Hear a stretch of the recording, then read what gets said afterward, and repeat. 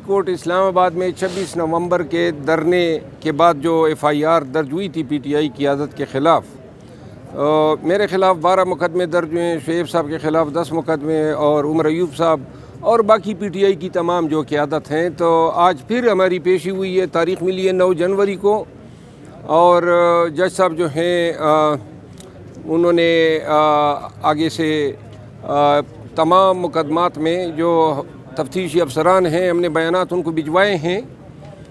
ये आप लोग ज़रूर देखें कि यहाँ 2 अयाम कबल बहुत सारे पश्तून मुल्ज़िमान जो थे उनको ATC जज ने डिस्चार्ज कर दिया।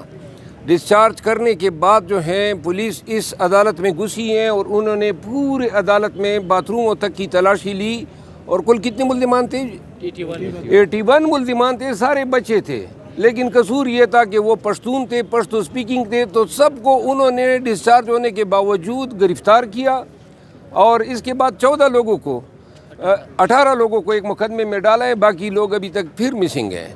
तो ये हुआ था तारड़। और बाकी जो वज़रा कहते हैं और जो कहा करते थे कि जी लाशें दिखाएं, तो जिन्होंने ये हमारी लाशों को चैलेंज किया था वो शर्म से डूब मरे, क्योंकि 12 लोगों के कत्ल का तो हमने दावेदारी कर दी है।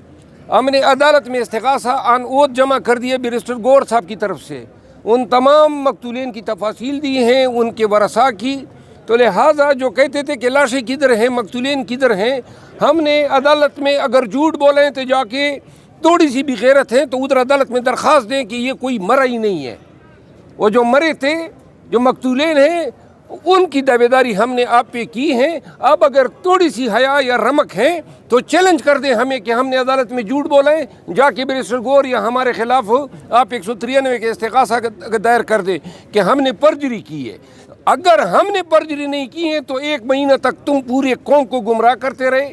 वफाकी वज़रा होते हुए तुम लोगों ने झूठ बोला, शोहदा को और मकतूलीन की लाशों को आपने छुपाया। उनकी नवंबर के धरने के बाद जो FIR दर्ज हुई थी PTI क़यादत के ख़िलाफ़, मेरे ख़िलाफ़ 12 मुकदमे दर्ज हुए हैं, शुएब साहब के ख़िलाफ़ 10 मुकदमे और उमर अयूब साहब और बाकी PTI की तमाम जो क़यादत हैं। तो आज फिर हमारी पेशी हुई है, तारीख़ मिली है 9 जनवरी को, और जज साहब जो हैं उन्होंने आगे से तमाम मुकदमात में जो तफ्तीशी अफसरान हैं हमने बयानात उनको भिजवाए हैं। ये आप लोग ज़रूर देखें कि यहाँ 2 अयाम कबल बहुत सारे पश्तून मुल्ज़िमान जो थे उनको ATC जज ने डिस्चार्ज कर दिया। डिस्चार्ज करने के बाद जो है पुलिस इस अदालत में घुसी है और उन्होंने पूरे अदालत में बाथरूमों तक की तलाशी ली। और कुल कितने मुल्ज़िमान थे? 81 मुल्ज़िमान थे, सारे बच्चे थे। लेकिन कसूर ये था कि वो पश्तून थे, पश्तो स्पीकिंग थे, तो सबको उन्होंने डिस्चार्ज होने के बावजूद गिरफ़्तार किया।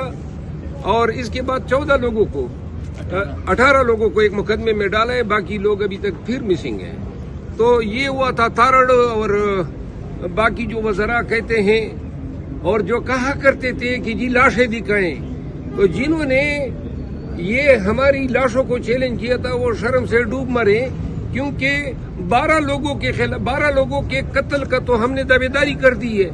हमने अदालत में इस्तिग़ासा ऑन ओथ जमा कर दिया बैरिस्टर गौर साहब की तरफ से, उन तमाम मकतूलीन की तफासील दी हैं, उनके वरसा की। तो लिहाजा जो कहते थे कि लाशें किधर हैं, मकतूलीन किधर हैं, हमने अदालत में अगर झूठ बोलें तो जाके थोड़ी सी भी गैरत है तो उधर अदालत में दरख्वास्त दें कि ये कोई मरा ही नहीं है। वो जो मरे थे, जो मकतूलीन हैं, उनकी दावेदारी हमने आप पे की है।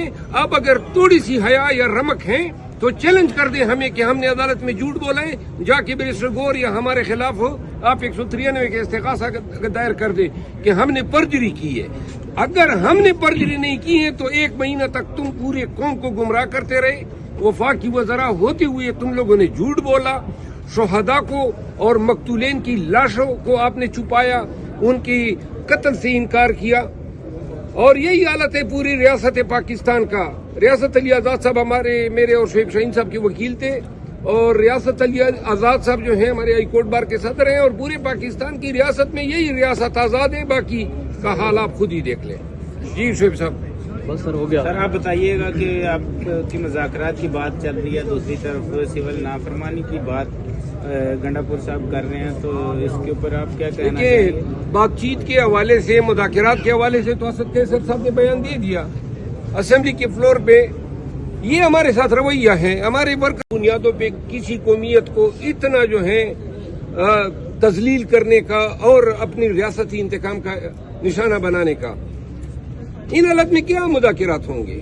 مذاکرات تب ہوں گے جب ہمارے ورکر رہا ہوں گے، جب ہم دادرسی کے لیے عدالت سے جو ہے اپنے ورکر، ان کے ورثاء کو بتا سکے کہ ہم آپ کو انصاف دلانے کے لیے گئے ہیں. جو ہمارے مسنگ ورکرز ہیں ان کو ہم بازیاب کرا سکیں، تب کہیں جا کے کوئی مذاکرات کی بات ہو سکتی ہے.